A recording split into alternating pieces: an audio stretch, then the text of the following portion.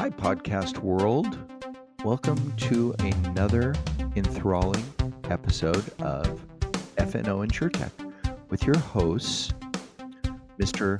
Lee Boyd in Waco, Texas, and myself, Rob Beller in Sacramento, California. Hi, Rob Beller. How are you? I'm good today, Lee, for a big reason. Why is that? I'm about to spend more time with my son talking to him than I get to talk to him combined in like a month. Well, that's great. He's a smart guy and a good guy to visit with. Do you know why I get to do that? Why is that? Tell me. Because he's going to be he's our guest today on Well, our I podcast.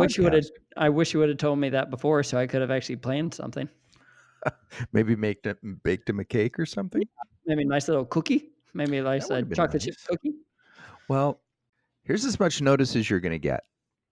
Okay. He is our guest, but you might ask, Rob, is he an InsureTech guy? And the answer is no, he's not. Yeah, I was actually thinking that. So then you might ask the next question, which is, why would it be on our podcast, Rob? Because Alex is a co-founder of Postscript, which is a startup company specializing in SMS for the e-commerce industry. And we here at F&O are very, very interested in SMS and what's going on with that, and what are the rules and the regulations and the do's and the don'ts, and why texting is such a wonderful, exciting frontier. I think that's a great reason to have him on. He's a extremely knowledgeable person in the world of text messaging, and a lot of the insurance technology companies that we talk to have some form of employee engagement related to them. So a lot of them are talking about text messaging, SMS, all those things. So why don't we take a little bit of time and really learn what the regulations are about, and maybe how some of the other verticals are already using it. Sure. I also want to hear from him about what it's like to be a startup. Many of our guests are startups, Right. Or represent companies that are or were startups, and so I'm interested to hear about that experience from him and share that with our audience. I'm always interested in the world of entrepreneurship, why somebody takes a leap, and how they know to go from idea to actual product or concept, and what do they need to do to actually push themselves forward? Because everyone has an idea. Well, some people have ideas, but they never actually act on them. But I'm curious, when do you take that leap? What do you need to do that? Well, instead of wondering, Yeah, why don't we just jump right in?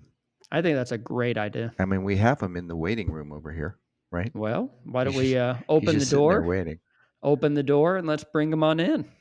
Okay, so without further ado, here is our interview with Alex Beller from Postscript. Hey, everybody. We have a guest that's near and dear to my heart today, none other than my son, Alexander Beller. How you doing, Alex? Pretty good. Pretty good. Welcome to the podcast. Thank you both. It's good to be here. I've been patiently waiting for my invitation. As the resident insurance expert in the family, this feels a little overdue, but I'll deal with it. Yeah, the sad truth of that is that it's true, and you're not even, and you have a father who's in the insurance industry. Sure. You know, a fun thing about growing up with a father and a brother in insurance is like I can assert your guys' experience as credibility, and I can totally pretend like I know what I'm talking about while having absolutely no idea what I'm talking about. So like when someone gets in a car accident and you know they're like, oh, I gotta like figure out a way to do it privately because you know my rates will go up, and I just always say, no, you always file the claim. That's how they get you. Trust me. My dad and brother are in insurance. I know. Okay, careful, boy. And yeah, that's about the extent of my expertise. This is not an episode on insurance secrets. What's it getting into today? Okay, I'm glad you asked me that question. First of all, why don't you give us a minute on what what you're doing now about your company and what you guys do. Cool. So I am one of the co-founders of a company called Postscript, as in the PS at the end of a letter. And what Postscript does is it makes marketing software for e-commerce companies.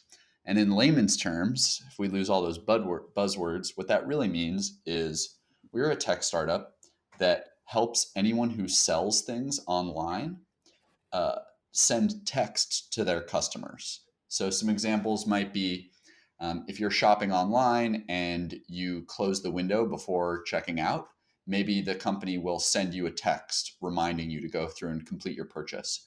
Or maybe if you buy a pair of shoes online, they'll send you a text saying, hey, your order has shipped. Or maybe they text you on the 4th of July with a GIF of a bunch of fireworks exploding because they're having a big sale and they want to let you know.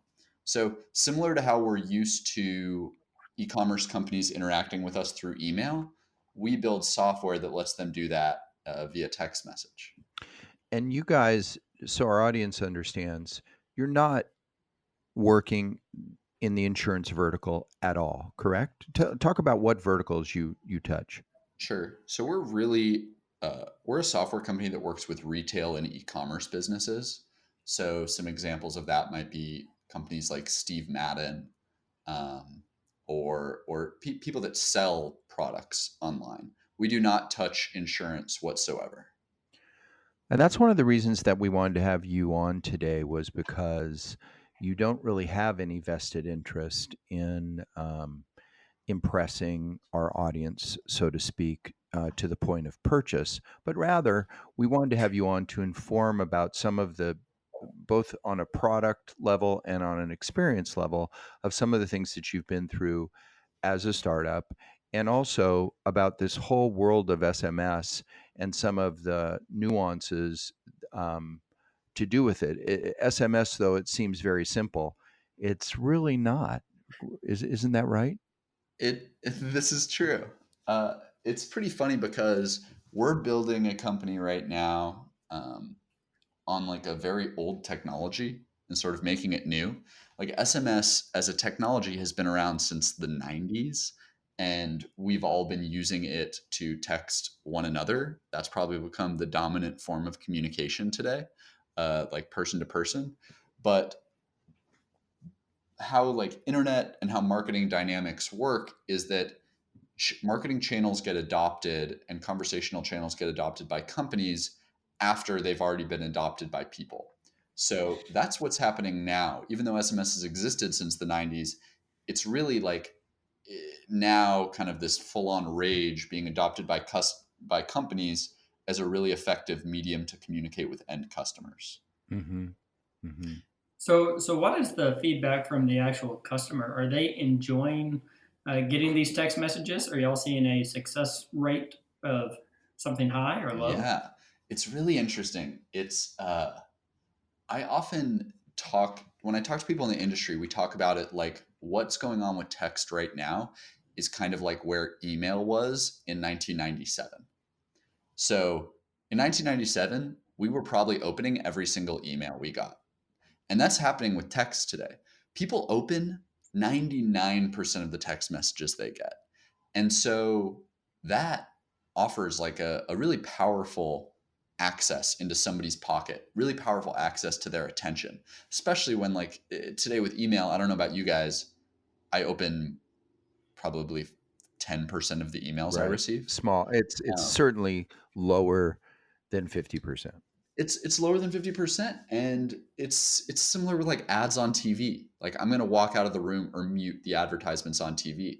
But text messages, because we're all programmed right now to use it as our personal communication mechanism, uh, when people get a text from a brand or a company, they have the same sort of engagement level with it. So to answer your question more directly, Lee, what we see is the actual response metrics in the space, we see open rates, meaning people open texts at over 95%. Wow. We see click rates, meaning the percent that a recipient will click a link in a text, anywhere from like 10% to 50%, which is absurd because in email, 1% of people click. So it's 1% versus like 10 to 50. It's a huge range. And then response rates are huge too. And this is something that's fundamentally different from email to text messages, is that people text back. People text back all the time. So yes, SMS is a great way to annoy customers. People don't like getting an overwhelming amount of text from brands. Who would? It's kind of like the last personal communication space. No one wants to get a bunch of spam texts.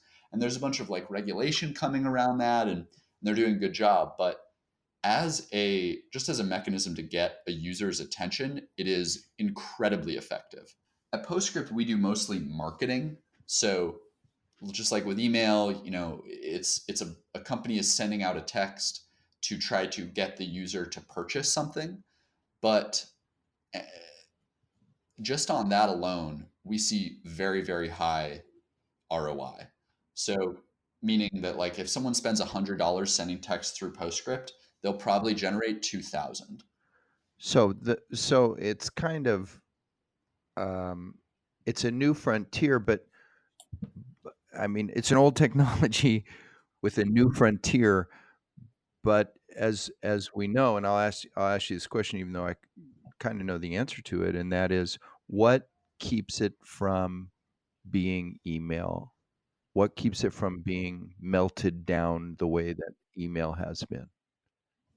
Yeah, I think there's a few things, and it's a little nuanced. So it's an old technology, and something else we can talk about that you guys know really well is like it has all the infrastructure problems that old technologies often have. It's something that like isn't built for how it's being used today. Um, it's kind of like dial-up internet as opposed to high speed. But as far as it being blown out, I mean, I do think that's coming. I'm getting texts from more and more and more and more places. Now airlines text me on my boarding pass, Right. and they text me when my plane is Right. delayed. And you know what? Those are valuable updates. Sure. But it's still just like you're getting texts from more and more and more places that I eventually think it will get blown out, as marketing channels tend to do because marketers are aggressive. And I think what will eventually happen is we will see, just like how in Gmail now, Google creates auto sorted folders so that it puts all your spam and all your marketing messages into one folder, and it puts all your like business updates in another, and it puts all your actual personal communications in another. Right. I think we'll eventually see that on SMS too, like a filtered inbox once it does start to get blown out, because I think that's almost inevitable. But there's more, right? There's a whole legal Yes. reason. There is. You're dead on. So there's a thing called the TCPA, which is the Telephone Consumer Protection Act, something like that. And something that's fundamentally different about SMS than email is this regulation. There was a regulation put in place. It also monitors like robocalls, which are a big issue right now. And essentially what it means is that if you text someone, if you send someone an unsolicited marketing message, that they are liable, or you are liable for $500 to $1,500 in penalty for each message. And that will like put someone out of business. And it doesn't exist in email at all. You can like get away with sending people spam and with sending people emails they haven't signed up for. With SMS, there's this whole legal infrastructure, and there's this whole world of full-time SMS plaintiffs because it's so lucrative. So damages for sending spam SMS are so large that is slowing down like the decay of the channel a bit. So who's there actually monitoring these email or these text messages? Is there a task force out there who's monitoring this? Yeah, it's much more of a cottage industry. It's really interesting. There isn't a legal task force from the government. Instead, it's like plaintiffs' law firms that have spun up and full-time Oh. litigants. So there are people out there who all they do is like buy people's old cell phones and their old cell numbers. And so maybe they'll have 150 cell numbers and they'll just sit around waiting for an unsolicited text to come through. And then they'll file a lawsuit and try to get class action status on it. Because they get automatically certified as class action suits. So there's this whole cottage industry that's policing it on the private side, not on the government side. Wow. So it's really driven more by the lawyers looking to see if they can create a class action lawsuit. So would that go for anybody or any company who sends me a unsolicited text message? So yes, there are some nuances to it. So Okay. marketing messages are really what are like prohibited. So people trying to get you to go and buy something or soliciting a service. That, if you have not explicitly signed up for it, you could very easily send them a demand letter for $500 and you would probably see a check because people are so nervous about like having a class action suit put against them. However, what are called transactional messages are not regulated in the same way. So here's the perfect example. So, and I wanted to talk to you guys about this. So I'm a Metro Mile customer, and Okay. Take 1 second. Wait, I'm going to interrupt you here. Take 1 second and just let everybody know what a Metro Mile customer means. What do you mean? What's Metro Mile? Metro Mile is my car insurance company, and I pay them each month based on how much I drive. I have a little like Metro Mile widget plugged into my car, and it lets me know, how far I drive each month, so how much I owe them. So I pay them anywhere from like $40 to $70 a month. And it's, for me as a 28-year-old, it's a great service because I work from home, so I don't drive much. And also, it was just like a good user experience. Like they have an app, they have like a slick interface, and they do some really cool stuff like this in particular. So there's a little dongle plugged into my car with Metro Mile that tracks how far I drive each month. But also, if I ever don't remember where I parked my car, I can pull up the app and it'll show me from that dongle inside of Metro Mile. Cool. And another thing that they do, and this is what I want to talk to you guys about, is I've started getting texts from Metro Mile that I never signed up for. When I park my car somewhere where there is street sweeping the next day. Oh, wow. So they're texting me saying, hey, you parked your car on this street. There's street sweeping there tomorrow at 8 a.m., which means you'll get a ticket if you don't move your car before then. And like, it's incredible. I mean, as you can imagine, I love it. In LA, people get street sweeping parking tickets all the time. I've probably paid $2,000 in parking tickets over the 10 years I've lived here. That's like an amazing, amazing customer experience angle, an amazing gift from my car insurance company. I mean, whoever like I genuinely like my car insurance company now. And so they're using SMS to get that message to me. And that's a great example of like what we're seeing in this space. We talk a lot about user engagement on this podcast. Mm-hmm. And one of the things that that our industry has struggled with for years and years and years is that. In fact, Rob Galbraith, in his episode, he's an author, and he talked about how challenging it's been for the insurance industry to have any kind of engagement because you set it and forget it. Like if you would never have gotten that text message, you wouldn't think any less of Metro Mile. It's not an expectation I have on them at all. But they found a way now.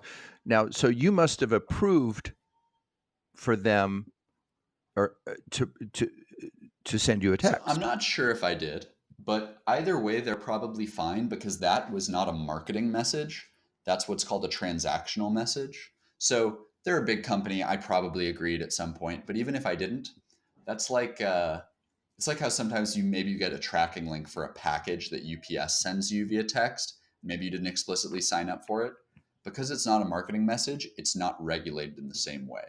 So it is much easier for companies who want to get into transactional messaging, even when they see there's a value add like this Metro Mile example, they can do that without the same legal weight. So So we have had on a text messaging company who really focuses into the insurance side, and they send out Mm. messages whenever a claim is filed, and it's all transaction based. So, hey, we saw you filed a claim. Is there, well, how can we help you? And they want to engage. Would that be considered a transactional message, or would that be more of a marketing message? I'm not sure. Uh, but what's interesting is it sounds like there's probably like the first message is automated, and then you're probably going back and forth with a human to help handle your claim. Right. And that's a whole other department of text messaging called peer to peer. And Okay. P2P messaging is not really regulated. So if I'm using an automated system like MetroMile is to send 100,000 texts in a day, that is regulated. If a person at a company is texting you, that is not regulated. You don't need to opt into that.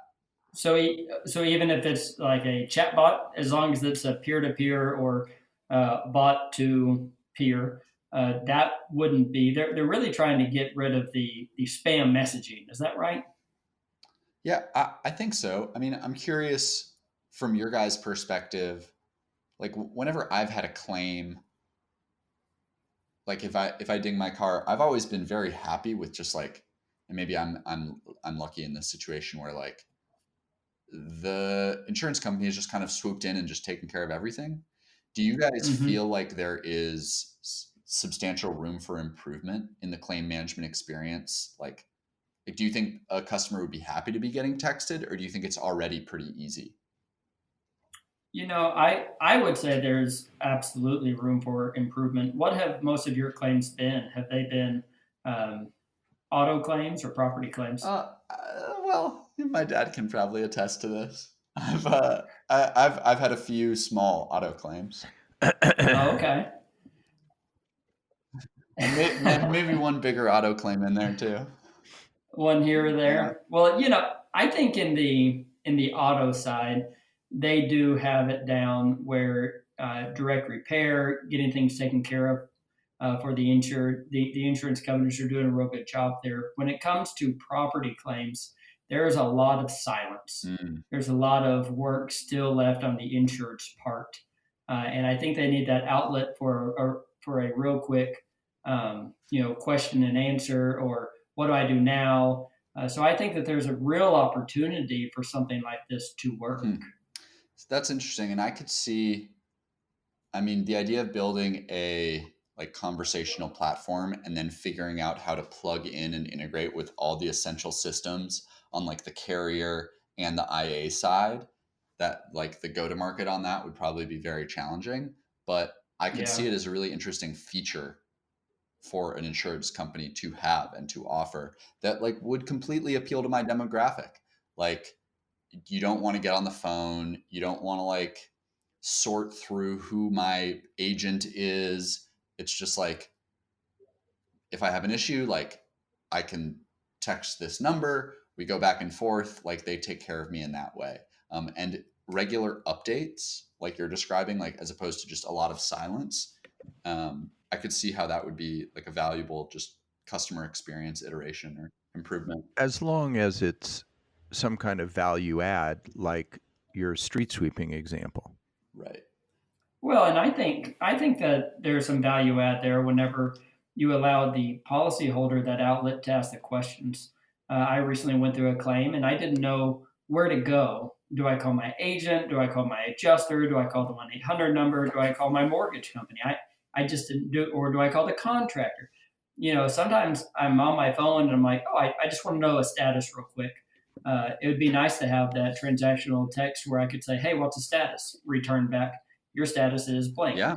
And then, do you want to talk to somebody about your status? Yeah. So I think the option would be really great. And I think that text messaging may be a great platform for that. I've told this story before. I had an experience when I had a car repaired um, through a direct repair garage, and I took it there, and I don't ever remember signing anything or agreeing to anything, but maybe it's a peer to peer thing. I didn't realize that that was one of the rules, kind of the workarounds. But every day while it was in the garage, they sent me getting repaired. they sent me a text message saying, "Hey, Mr. Beller, your car today is 38% completed. We're still on target for this completion date." And every day they sent me a message saying what percent complete it was, and if we're still on target for the due date. And it was great because it was all the information that I needed. Now, is something that's obviously not a marketing uh, text message, correct? That is not a marketing text. It sounds great. Like proactive notifications. We've become, as humans, we've just become so like we want instant gratification and we want constant updates. So I mean, I think that's a great value add use case. Similarly, something we see is some of the brands that work with us, they create text message flows so that people get a text every day after they order until it arrives, doing much the same thing, just like updates like, hey, today your order is being packaged on the factory floor. Hey, your order got dropped in the mail today. Hey, here's your tracking link. Hey, your order just arrived at your doorstep. Right. People want those updates, and so in the claim process, that's so sensitive, and people are stressed out. Over communication and regular updates, it seems like a smart thing to me. Lee, you have this experience going on right now with your claim. Could you see how a solution like this would be helpful to, not just informative, but helpful? Sounds like you're going through a complicated and kind of difficult process with your property.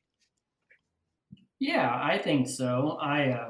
My contractor even called me just a little bit ago, and there needed to be a supplement on my claim, and so now the claims adjuster needs to call me and talk to me. I was thinking, if we had already established a text messaging chain of communication, we could just talk on that. Sure. If they were able to actually tap into the text messaging platform, hey Lee, just want to follow up on this. I need to verify this person is your actual contractor who's doing the work. Yep, he is, and then we could be done. But now I'm sitting here waiting for a phone call, and so if 3 o'clock rolls around and I don't have a phone call, I think, well, do I call them? It's a 1-800 number. It's a round robin system. How do I know I'm getting the right person? And then do I have to continually explain myself? It sure would be nice if everything was done on one single line of communication. Totally. And in fact, I've dealt with my contractor 98% of the time on text messaging, and there's been no issues. We've been able to communicate clearly, and we know everything. The other 2% was when he actually came out to look at my roof. But I like that. But then at the same time, I get a little concerned about text messaging becoming too popular. Right? It's easy enough when it's at my convenience, but if I start getting bombarded with questions and things, would text messaging fall to the way of the email quicker? Yeah. We'll see. I I'm interested too in, like, do you guys think that there are ways for that sort of communication style? Would it be useful between adjusters and IAs? Is there a use case there? Or does the communication flow and, like, through Xactimate or whatever platform, does that already work well? No, I think there's an absolute need for that because it's that instant feedback. You can update notes in Exact or Symbility, and somebody can read your notes. But whenever you need to communicate with somebody, you might need to tap into a group. I have a question for you, kind of a fundamental question. I'm sure you guys think about texting philosophically and probably way too much. But what is it? What's the magic of texting? Why not only I mean, I'm sure the number of people that use texting is very, very high. The number of people who have smartphones versus the number of people who have text, probably the uptake is probably in the 90%, right? Mm-hmm. What is it about texting that's so attractive and so effective? Okay, we're definitely going to get a little we're going to get a little spiritual here. So I think what it is, I believe that it comes down to, like, what we are as like animals. So to say it frankly, so we're all now, like, humans in modern society are pretty hooked on like notification updates, right? We like, there's a ping in our pocket when we get a new email, we pull out our phone and we look at it. There's a ping when a text comes in. There's pings when like live chats happen when we're working away on Slack. All of us, I mean, I haven't even mentioned the social networks like Facebook and Instagram. Someone comments, someone posts on LinkedIn, you get a notification. And like right when I log into LinkedIn, I go and I click and I look at my notifications, because it's this thing that's calling to you saying, hey, someone interacted with your content, or someone is reaching out directly to you. And that, just like as humans, it makes us feel good and plays into our psychology. And I think that there's probably like some sort of chemical release in the brain actually when you get a You're notification. probably right. I think that's a pretty big thing. There's a small release. It's similar to like how so many people check their phone right when they wake up in the morning. There's like a chemical release from like looking at the screen and seeing your notifications and browsing through them. Makes you feel good. And I think that the immediacy of SMS is really built upon that. And it's why so many of us engage through text message. It's why, I mean, between us, text is probably our primary conversation channel. Yes. It's the easiest, most frictionless way to get information to and from someone. And at the same time, it's so easy that you can engage a lot and you can get a lot of that like human satisfaction feeling from it. So I think there's a bunch of different angles I to it. agree. One of the things that strikes me about texting is it's so the messages are typically essential. What is essential in a conversation, right? Like, I'm going to be there at 11 o'clock, not, hi, how you doing? What are you thinking about today? What are you wearing? Sure. All this other, um, um, surrounding information. It's the essential point of what you need to know, back and forth, typically, right? Sure. I mean, what most text messages are a sentence or two. They're not paragraphs. In fact, I'm sure Sure. we're all fairly struck when we get a long text message. It's unusual. Yeah, Yeah. it is. I also think that text messaging allows you to be more blunt, that you are able to speak your mind a little bit better, because you don't have the face to face interaction with the other Yeah. person. That you're able to say, I'm not happy about this, or I need this fixed, or maybe I am happy. And you just have a hard time of saying it whenever you're actually there. So it's almost a way to hide whenever you're communicating with another Oh man, person. I think you're right. I think it's totally a way to hide. And I think Yeah. what's interesting is that that's like both a little bit sad for society, but it's also really helpful. Like I, not using Postscript, but just through my own phone, I do like a lot of sales and partnerships work at Postscript, and I do a ton of my sales through text messaging. And really, what I've realized is that that's kind of how my leads and my targets and my partners want to be interacted with.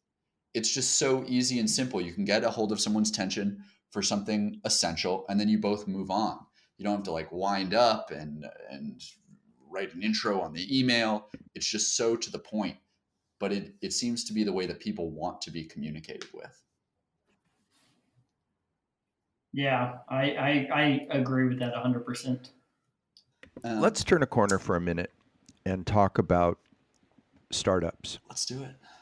One of the things that interests us a lot about your experience and why we wanted you on the show was to talk about being a startup and the life of a startup and what that's like. And we're going to make a basic assumption here for everybody, and that is whether you're an InsureTech startup, which is kind of the point of our podcast, or a startup working in e-commerce and retail, you're still a startup.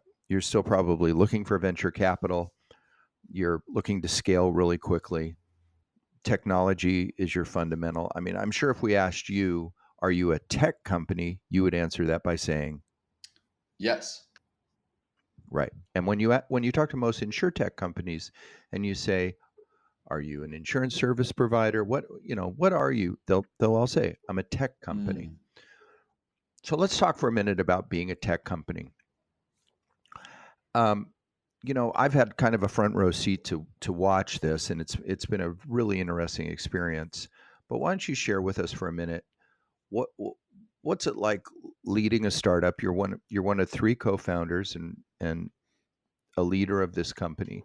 What's that been like? And regardless of the vertical that you're working in, what's it like? Big question. What is it like? It's extremely interesting. So, if you like work, and the three of us really like work, it's an incredibly stimulating thing to take a company and breathe it to life over a short period of time. Like, as you both know too, having like built up 470, just because it's like it's interesting to build something from scratch. What I think is maybe a little bit more unique to the language or label of a tech startup is really just about speed. I think sometimes like the phrasing startup or tech startup gets like over labeled because they're doing the same thing as everyone else. You're trying to build a company that's like large and profitable, Right. right? But the and sometimes that gets like pushed under the rug in the pursuit of raising money and all kinds of stuff like that. But it's really about the speed that I find most interesting and most compelling. So not only trying to move very quickly, but almost on purpose, not getting things perfect. So our whole business and like our approach is predicated on this idea that our assumptions are probably wrong. And the only way we're going to find like exact right fit with our product and the right marketing angle and the right customer base is by moving really, really quickly and making lots of mistakes and learning from them really quickly. So Fascinating. it's like much less about brewing up a perfect offering in the kitchen and then doing a big marketing push to take it to market. Instead, everyone in the organization, from salespeople to customer success to our engineers to our marketers, everyone's just trying to move quickly and learn based on the live response we get from our customers. It's like all our assumptions up top, many of them were wrong. Now we have a really good product because we've just done like millions of, not millions, we've done tons and tons of like tests and moving quickly and watching how people use the really bad product we put out at first to then make it better and cater to the ways they were using it. So it's a little bit more of like a responsive live thing as opposed to building something with the initial vision in mind. What is your advice to somebody who keeps coming up with business ideas but never takes the leap to actually Yeah. start a business? You know, it's hard, right? It's hard. There are times that they'll think of all these ideas, but they'll just never go to that next level. What is your advice to them? Sure. And I did that for a really long time. Side note, so I can relate. My advice is really twofold. I would say one is about partners, finding people who you genuinely like and who complement your skill sets and are just as interested in building something as you. That's a great first step because there's all kinds of interesting dynamics around social obligation. Like when you look in the mirror in the morning and you say, I'm going to go for a run today and I'm going to run 2 miles, versus if you wake up in the morning and you look at, in my case, your roommate, and I say, hey, I'm going to go run 2 miles today. The odds that I go do that when I've like told someone else are much higher than when I tell myself. So the beauty of finding co-founders, there's like social pressure wrapped up in it. It's interesting, but the beauty of finding co-founders who complement your skills and are interesting, not only are you not just relying on yourself for like excitement and momentum, but there's also going to be social pressure and obligation built up. And that's good because it can help get you started. The other thing for me was I always built up way too much in my head how much it would take to launch a business versus just trying to get something awful out the door.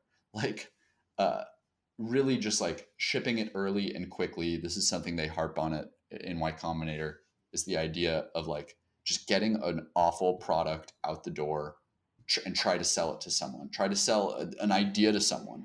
Because if you can get someone to pay for something awful, then you can definitely get many more people to pay for a much better version of that.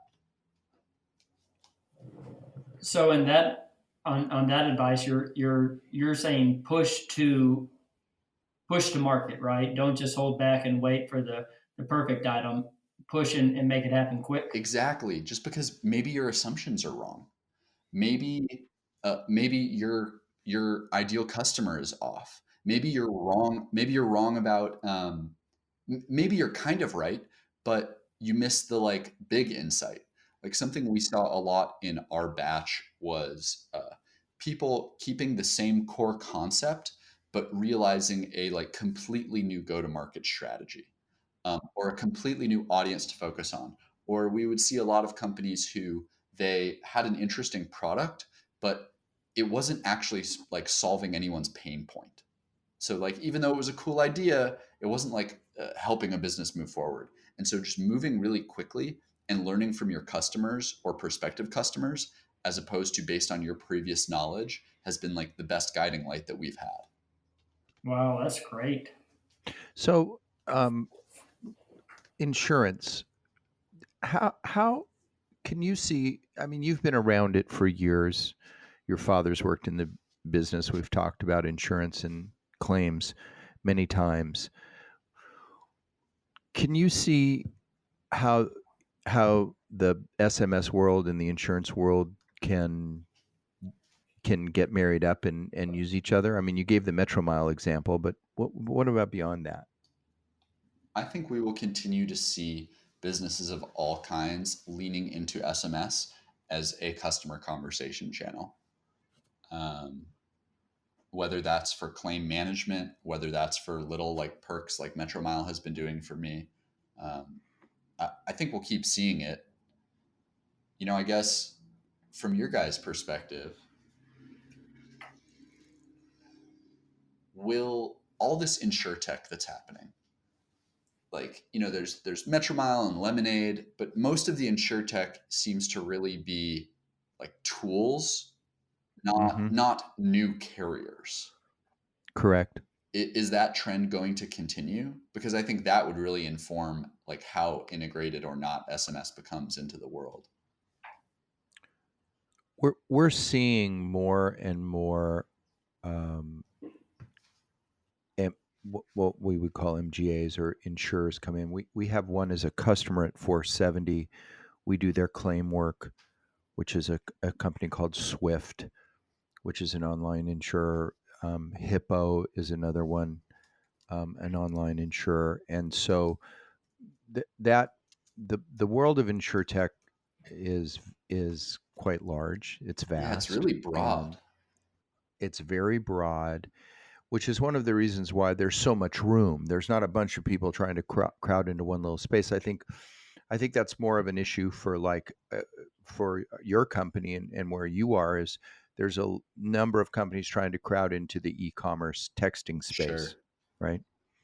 But in the insurance texting space, there's probably lots of different avenues that one could go down. But yeah, we had a company named Hi Marley Hmm. on. We had one of their leaders on the podcast, and they're very active in using SMS on the claims side, as a way not only to communicate with the insured and the carrier, but also with the various service providers involved. Like Lee was saying, the contractor, Hmm. the roofer, other people involved are all on a common SMS platform, and which makes communication easier. Sure. And so uh, I think there's lots of possibilities there as your father. How are they But doing? They're doing very well. yeah, I think that that High Marley is fairly early. We're about to have another one on. Somebody called ClaimBot is going to be on our program, I think, this week. And so there are others, and I don't know how their value propositions are different from one another, but uh, I think it's there. I think there's lots of opportunity. Yeah, I think there's a opportunity in somebody connecting all of the dots, right? From hi, I am your insurance company. let's sell you a policy to let's service the policy to let's renew the policy. I think all of that can be done in a much more structured manner in a SMS platform or an online platform through notifications and texting when needed. But I think there's a wide world out there for the insurance.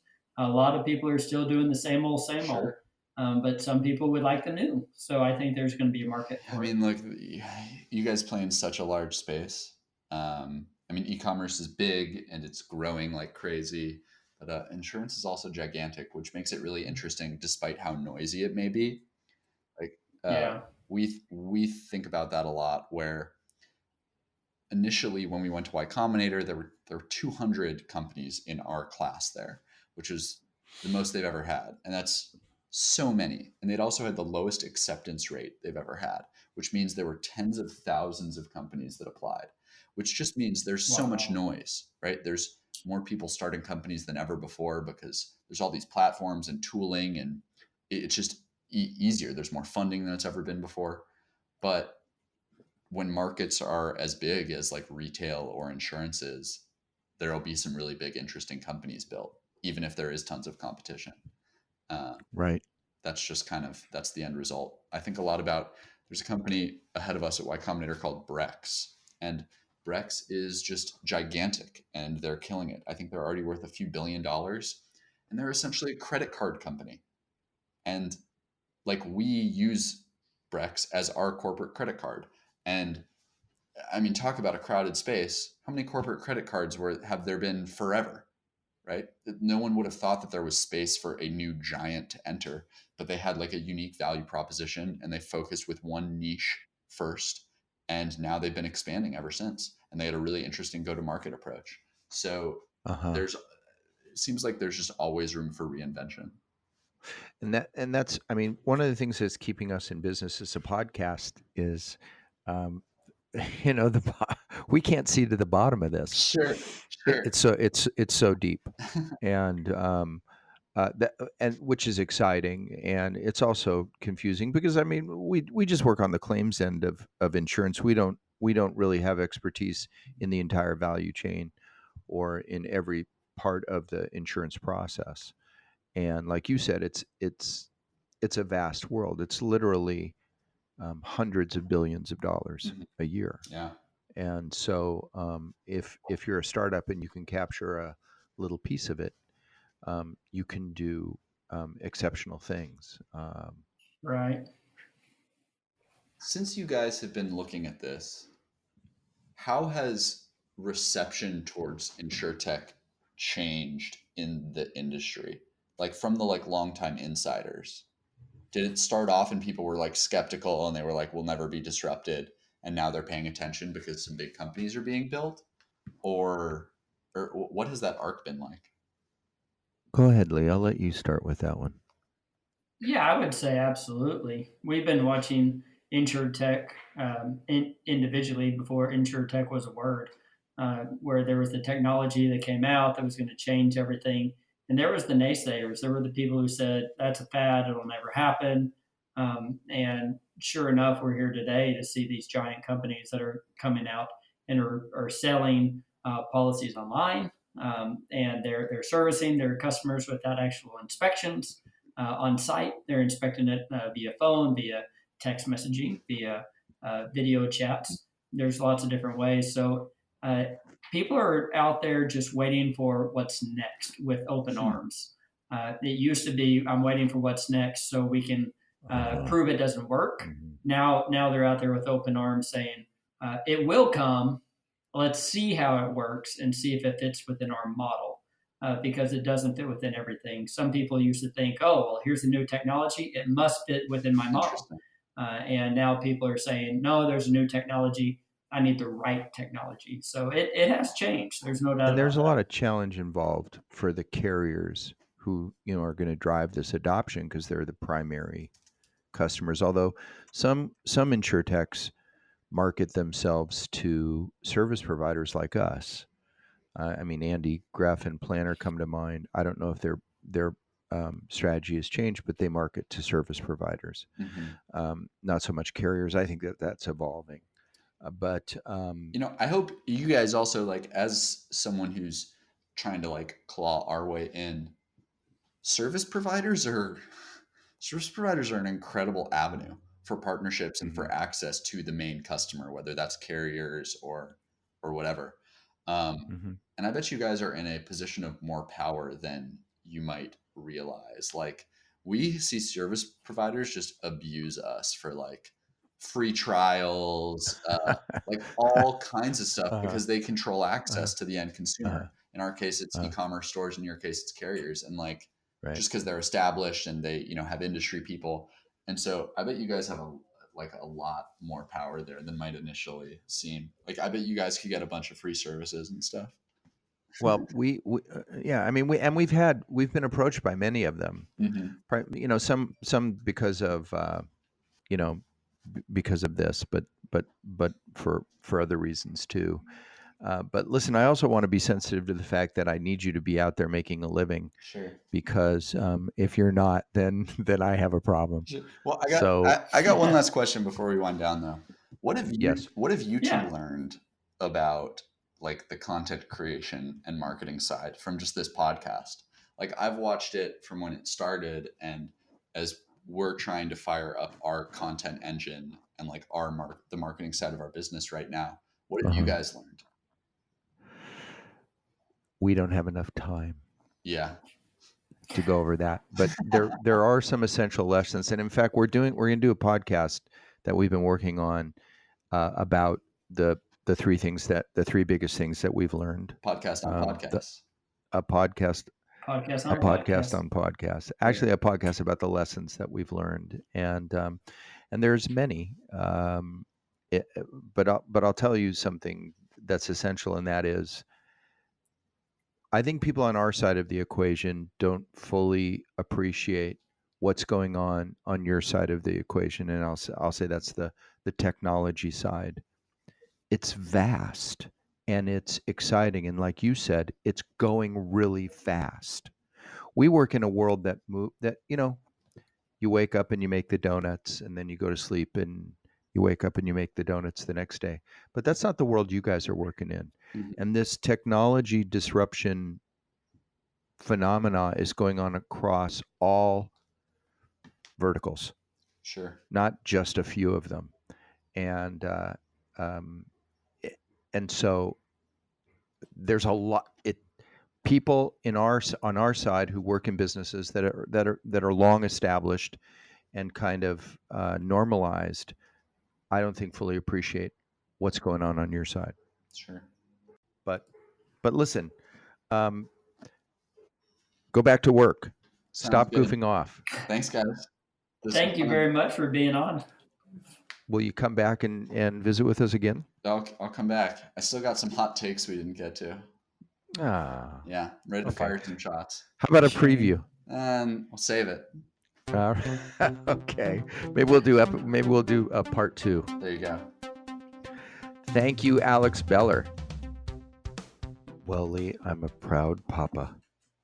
Well, as you should be. He has done a lot with his work, and I look forward to seeing where he is in the near and far future. Yeah, it's been like I said, I have a front row seat to watch this whole thing go on, and we read about it in the press. You read about startups and success, and sometimes you read about failure. And so, I mean, they understand that this can go great or it can flame out, but they're certainly pedaling as fast as they can and trying as hard as they can to do something meaningful. And so far, they've had a lot of success. Well, and we quickly ran over it, but we don't want to let it go without being said that they were part of the Y Combinator recent graduate class there. Right. That is a amazing generator company that has the best in the world, and they accept so few of their applicants. And like he said on there, were thousands were not accepted. So he's doing something right, and a lot of really smart people really see a lot of value in it. Well, one of the things we didn't talk about today, though, we've asked other people about it. What do you look for in a startup? What's important to you? And every time we hear the same thing, and that is the leadership team, Yeah. the founding team, the people that are running it. That is a critical piece, and he and his co-founders are not only very technically oriented, but they understand the world that they're selling into really, really well. So I think they have a lot of advantages going on. Yeah. But we wanted to do SMS. We wanted to talk about SMS because we all use it every day. I doubt that there's anybody listening to this podcast who doesn't use text messaging as an important part of their personal communication platform. Yeah. But the question is now, how are companies going to use it effectively so that it doesn't become the next email? And that's a big challenge and It a big is. question. It is. And I think that a lot of the companies are really using it more for that transactional base, like Alex was talking about. They're really using it for that customer engagement, to be that Mhm. extra set of ears, or that extra voice that Mhm. goes out to the customer. So Mhm. as long as that's the method, I think it'll continue to be a great personal line of communication. But the moment it crosses over to that spamming, to that Right. other side, I think that's whenever we'll lose a lot of it. Right. And fortunately, there's some regulation around that'll help. Yeah. And both of us were talking offline that we didn't realize one of the things we learned today is that there's certain parts of text messaging that are not regulated. Yeah. And but even still, how often do you get a junk text message on your phone? Not very often. Very Mm-mm. rarely do I Very get rarely. anything like that. Very And rarely. normally, if I do get a marketing one, it's something I signed up for because we have a local grocery store Mhm. that I get messaging from. And it's because I wanted it. I wanted the daily You deals, or opted in, right? I opted in. Mhm. And so I look forward to that text message to help me save a little money on my Mhm. groceries. But the moment you get a text message from something that you didn't into, you really feel, um, you know, but betrayed, I guess I would Yeah. say, by the Right. company. Like, you didn't have the right to market to me in this manner. This is my personal line of communication. But some are thinking of great ways, like that Metro Mile example Yeah. of saying, "Hey, your car is parked where you get a ticket." Wow, great, great idea for customer engagement. Yeah, I mean, especially Metro Mile, who typically is insuring people in metro areas where it's busy traffic. What a great way to engage with the customer and to give them a little bit extra bonus for being a Hmm. insured of yours. Hmm. When we talk about customer engagement, which, as you know, we frequently do in our podcast, that one rises to the top. I really love that, and it was also good to hear uh, some of his experiences as startup, being a startup. It's about going fast Yeah, it's about going and fast listening and to your not. customers. Yeah, you're not just waiting, for the perfect moment. We've talked a lot about the agile and waterfall effects, but you can you can be 99% confident in something before you put it out there, but it could be completely wrong. So roll it out quick, get something out there, and make sure you're still on target. But I also want to hit on one other thing that he talked about. His advice to somebody who has an idea and wants to start a company, that is, surround yourself with people who like to work. And that's something that we have talked a lot about, Rob, is not everybody has that drive Yep. to see a job completed. Not everybody has it in them to work after hours or work until the job is done. But if you are starting up a company, if you're looking for a business partner, if you're looking for anybody to work with, make sure that they enjoy working and that they like to see a job completed, Hmm. and that they're not just phoning it in 8 hours a day. Right. And because I know from my own experience, since he's been involved in this, he works every day Yeah. and most hours of the day. He's super involved, and it's all consuming. Um, Yeah. I think that's great advice for all of us, not just on a startup level, but just in general. If you're going into a project with somebody, if you're finding somebody to help you out on something, don't just get the person right next to you. Get somebody who likes to work. right. Right. Well, listen, we're very appreciative to Alex Beller for joining us today from Postscript, and we invite you to look up Postscript. It's postscript.io, and you could learn more about it, more about the product, and I'm sure that he would love for you to reach out to him. I know Alex well enough to know that, and that is our show for today. We ask that you support us through the one way that you can, and that is by subscribing to our podcast or reaching out to us here at 470 if we can help you with any of your claim needs. And I would also, one more thing to that, Rob. yeah, I would encourage our guests that if you have any questions about InsureTech, or if you have anything you might want to ask us, you can also tweet us. We're on Twitter. We're out there. We have a presence. Feel free to write us something, and let's see if we can get this conversation going a little bit larger. let's do that. And so until next time, we sign out by saying, Bye, everybody.